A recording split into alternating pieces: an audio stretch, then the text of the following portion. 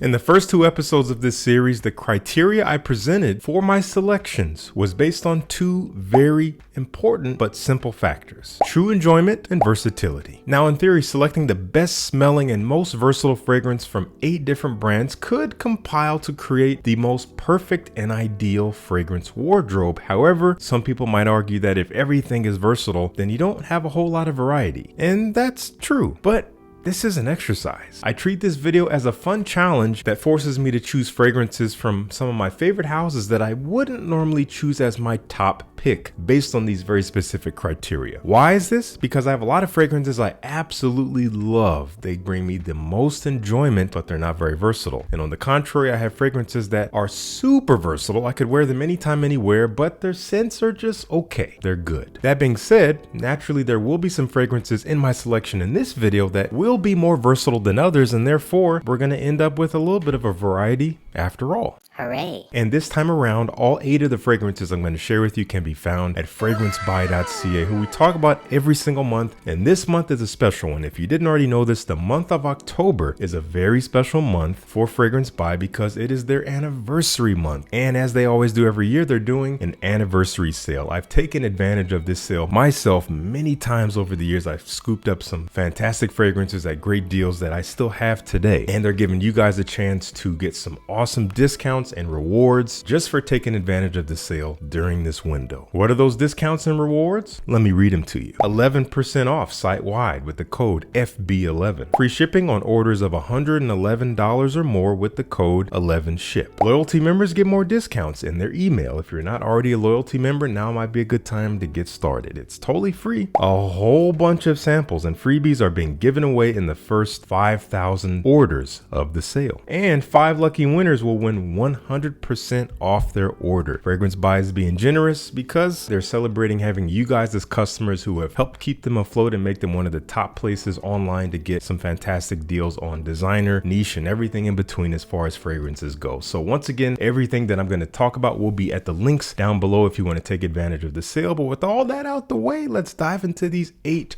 great fragrances from these 8 great brands. Our first brand we're going to talk about is Micallef. I have several fragrances from this brand. They do make some real high quality, interesting stuff, and I have a couple of them that have been absolute favorites of mine over the years. This one we're going to talk about is one of their newer offerings. It is a flanker to the ever popular DesirToxic, which was my first fragrance I ever tried from the house and my first love, and probably still my highest love from the house. It is its flanker, DesirToxic L'Intense. Now, why is this fragrance here? Is it because I'm just a shill and I just talk about free stuff? If it's free, then it's amazing.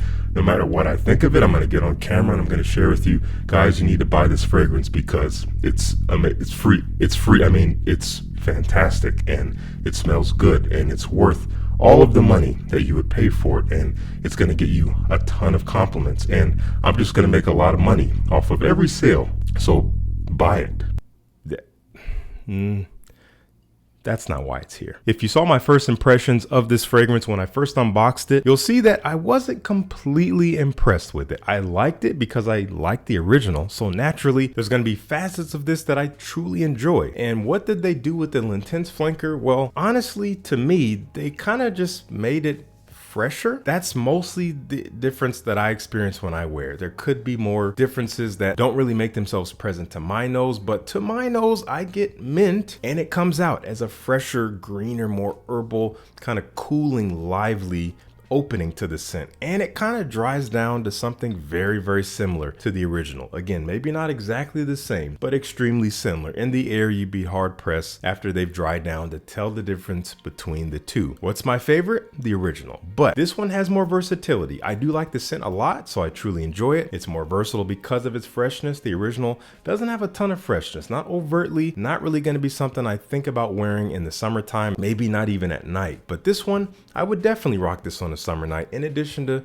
pretty much any time out of the year outside of the hottest summer days. So that's why it makes it here as my #1 spot for best smelling and most versatile, at least from the ones I own from the house. That is Micallef DesirToxic Intensa. Go buy it. From the house of Acqua de Parma, one of my absolute favorites and one of my oldest bottles that I've had in my collection for some time from this house. This is Colonia Intensa. This is a brilliant fragrance perfumed by two master perfumers. I know one of them is Alberto Morillas. The other one might be François Demachy. Could be wrong about that, but I think it's him. And this fragrance is a classic take on what this house does best. This cologne style, citrus aromatic style fragrance, but this time much more depth here. Some warm and cooling spices, maybe some ginger, cardamom. There's some dry woods in here, maybe some resins or something reminiscent of like tree sap or something balsamic about it. I love the way that it has this freshness. It has this brightness, this lemony aspect to it, very natural smelling, but at the same time, there is a richness. There's something about it when it dries. It has some oomph, it has some legs.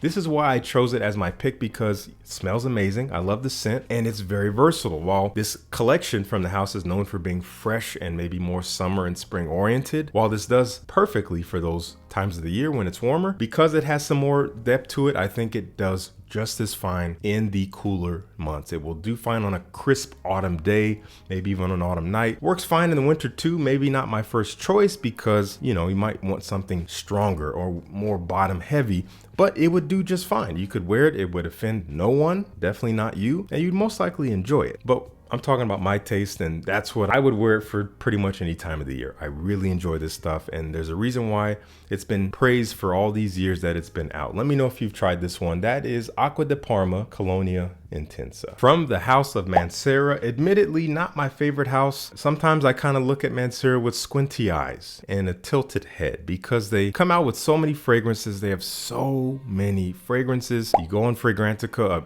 allegedly they're all perfumed by Pierre Montal. If so, then Pierre does not leave his room. He's perfuming for at least 2 brands, doing at least a couple fragrances a year, all by himself. Squinty eyes. But some stuff he does come out with is good, especially in the past. Not really up on their newest stuff, but I do like Aoud Lemon Mint, which is kind of a classic, a little bit of a cult classic. Definitely pales in comparison to something like Xerjoff Hair in terms of its popularity, but still pretty well known, pretty well loved. A fragrance that did have to grow on me over the years. When I first tried this years ago, it just smelled weird to me. It smelled like powdery, fresh lemon candy, which I wasn't really about, but for some reason, I don't know if it's because my nose has changed or because this is a more recent batch with the magnetic cap. Maybe it's different, I don't know, but that's a little bit more toned down, much more tolerable, nowhere near as synthetic smelling, super sweet, powdery candy kind of smell. This is a somewhat minty, fresh, sweet lemon, a little powdery, but not all that much to me these days. A little bit of a dark oud behind it, but very, very tame, very small in comparison to everything else. There's some almond, which adds this creamy nature to it. It's something that you could wear pretty much all year, any time of the day. Now, it is known to be a strong fragrance. I would easily attest to that. It is a strong scent. It does not have any problem lasting on the skin or being noticed in the air. It's funny, I went on Fragrantica and I saw one of the cons of this scent is that it becomes annoying in hot weather when oversprayed or something like that. I feel like that's almost any fragrance. I just don't understand overspraying. Just don't overspray and you're not going to deal with annoying yourself or nauseating yourself. Unless it's a super, super light herbal citrus eau de cologne, sure. But for something like this, it's an EDP. It's rich and dense. It's simple. It's logic. It's common sense, right? Anyway, easily my pick from Mancera because I do find the scent a little bit more interesting than Xerjoff Hair, Aoud Lemon Mint. From the house of Roja Parfum, hard to choose because I have several from the house that could fill this role, but this one, in terms of enjoyment, takes the cake. This is Burlington. And some of you guys who know me and know my taste in this house would think, well, dude, what about like Oligarch / Isola Blue? Oligarch would easily be my choice from the house. However, you can't exactly get it anymore. If you didn't know, Oligarch was one of the most popular fragrances from this house that's come out in the last 10 years or so. They had to pull it and reformulate it and repackage it and remarket it as Isola Blue. And to be honest with you, it's not exactly the same. The magic is not quite there. The scent is there, the identity is there, but the magic, something is missing about it. So you don't really see me talk about it that much these days because I don't feel as inclined to recommend it as I did with Oligarch. So that's that's why Burlington is my top pick. As far as I know, hasn't changed over the years. Came out in 2020, wonderful scent, but not gonna be for everyone because of the cumin. The cumin note, which is a spice, can come off a little stinky, BO, stuffy. People call it all kind of things, sweaty. I don't get any of that. It adds this very elegant character to this scent. It adds this dimension to it that makes it just smell more refined. That's just me in my experience. But overall, this is an ambery, boozy, fresh citrus fragrance. I get this dripping ambery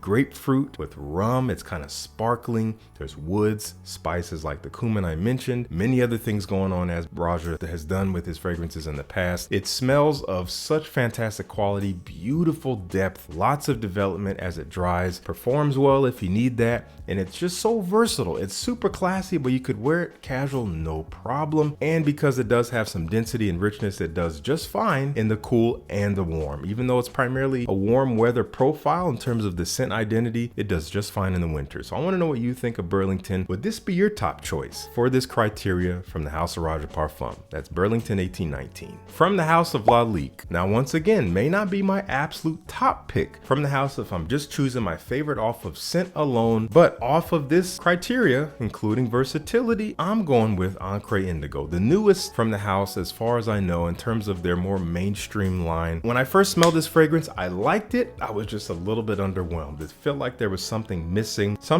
in the base, in the underneath, so to speak, in the underpinnings of the scent that just made it fall a little bit flat on my skin. Just like two-dimensional, not one-dimensional, just like 2D, like Super Mario, you know, moving along the screen. Really wanted that 3D experience. However, it's a super enjoyable scent and it's kind of special. There's something a little bit unique about it. It's tea and juniper berry. It's a little bit inky, but not as much as its predecessors. Definitely does have this blue indigo kind of dark feel that's still fresh, calming because of that tea, a little bit uplifting, but does have a little bit of depth, has this maybe woody base or musky base, dries down in a very sophisticated way, but it's an easy wear fragrance. I would wear it any time of the year. I would wear it day or night. It's definitely not run of the mill. It's not generic and it's really easy to wear. Let me know what you think if you've tried Encre Indigo from Lalique. From the House of Hermes, this was a hard choice. Several great ones I could have chosen, but I decided to go with H24 Eau de Parfum, which when I first tried it in London a couple years ago in the airport in a duty free, I was convinced. I think this is now my favorite from the H24 line. I liked the EDT by the time I tried this, and like, you know what, this took over the EDT for me. It has since changed a bit. I've given the EDT some more wearing over the past year or so, and I've really enjoyed it in every aspect of it. It's proven to be something modern, unique, but very easy to wear, very versatile, and just different while being simple. I really respect this collection. I'm glad Hermes took a chance with this. The Eau de Parfum is wonderful. It is my second favorite from the house. I think I like it a little bit more than the Herb Vive flanker, which I still need to honestly wear some more. It just hasn't truly captured me enough to wear it over its predecessors. But the EDP would be my pick because of its presence. It's something that I would still reach for on those colder days or colder nights. It is this mossy forward scent profile that is a little different from the original. Does smell similar to it, smells reminiscent. The moss is more forward here. It is still green. It does still have this kind of banana, kind of tropical yellow floral fruity feel that's maybe a little bit more intensified, but the damp green mossiness is definitely more intensified as well. And to me, when I wear it, it just has a density to it. It has this presence that, again, I would reach for when it's warm outside or when it's cold, maybe a little bit more over the EDT. EDT is a little fresher than this one. Also still great and could have easily been here, but going with the ones I may not normally choose, H24 Eau de Parfum. Let me know what you think, and you can check it out at the links below if you haven't tried it. It might be one of the cheapest fragrances in this video. From the House of